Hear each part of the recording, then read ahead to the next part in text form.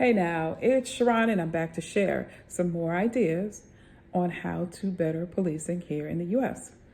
If you're new to my channel, I'm a retired detective. I worked for 20 years for a southeastern city in the US. I was also in the military. I'm sharing thoughts, ideas, opinions, and experience while I was policing and what I saw, especially during the time of having to blow the whistle a couple of times, and what I think needs to be changed or fixed or just completely dismantled and built over. And with that, I just want to share something really quick. In the news lately, there's been a 4-star general, Alvin Hosley, I believe his name is. And like I said, he's a 4-star general, years of experience, just retired back in October. And my understanding is that he retired because of some illegal orders that he was asked to follow. And it made me think about policing and how we were taught not to follow illegal orders. Of course, obey your sergeant, obey the law. We have to do that as officers. So once we get an illegal order and we know it's obviously illegal, we are not to follow it. We were trained that you will be out there flapping in the wind by yourself if you follow an illegal order. And so, reading the stories behind the general, and I believe his title was Admiral Hosley, and how he, decided to retire. And I'm like, okay, that says a lot. First, that his integrity is intact. But second, I guess he was preparing. He was prepared because I thought about how when I blew the whistle and I went through what I went through, I wrote about it in the book. Oh, here it is. Here's the book.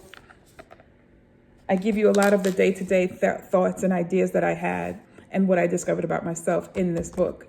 You can find it on lulu.com, lulu.com, under the spirituality and religion tab. Okay. So me seeing what he's going through and retiring reminded me of what I went through. And I retired not because I had to, but I needed to. And I told you about trying to qualify. It was my 19th year, going into my 19th, 20th year. And I could not pass the shooting test. My mind, mentally, I had clicked out. I had just checked out. But I was still doing my job, trying to help folks and things like that. And when I look back on it, retiring was the best thing that could have happened at that time. Even though if they had offered me another job, maybe a civilian position, I probably would have took it. But looking back now, it was the best thing that I could do because a lot of the people that were caught up in the situation that I gave a statement on, they're no longer with the department. They have their own situations and legal problems going on. And so it made me think about the Admiral and how he's retiring because he doesn't want to get caught up in the nonsense. When this all comes to a head, there's so many people that are they're going to face prison. I said that about the ICE agents and violating people's rights and abusing them and hurting people. You're trying to arrest and, you're this big bad whatever with a gun. You have to be mindful. In 2 or 3 years, when this is all over with, they're going to come looking for those same violators of the constitutional rights of people, and they're going to be looking for you. And you know what? You're going to get found out. You want to know why? Because a lot of people have a price. All those people that are masked up, standing around you, one of them is going to take whatever it is, $1,000 to tell, $2,000 to tell. Yeah, somebody's going to tell or get that immunity because of what they did, and they're going to tell and give your names. So you got to be mindful of that. You're out there violating people's rights. It comes back. It comes back.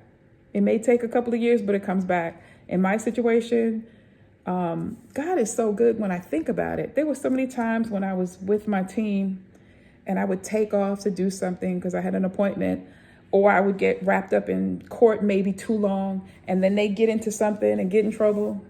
He always separated me from it. So the retirement, I look at it as a good thing for the general. And he's keeping himself out of a lot of nonsense that's conjuring itself up now. But yeah, I just want to say that little bit because of my experience policing and whistleblowing. and then having so many people just kind of not want to be seen with you, not talk to you. Not everybody. And the fact that I had checked out mentally, couldn't pass my shooting, and then retiring, as I look back on it now, it's informing this Sharon, this person right here that's talking to you now. And like I said, it's a good thing. For Admiral Hosley, he's retiring. He's not going to be caught up in all the nonsense and the prison time and the court cases that are coming about. So, yeah, I just want to share that little bit of experience and ideas in what I went through and what I see so familiar with Admiral Hosley and retiring. And there's a lot of officers that do the right thing and then they get pushed out or they retire. Those are the people you want in there, the ones that are going to speak up and say something. But all right, well, that's it for now. As is our tradition, take a look at our online store. The link is in the description. My book, here it is again.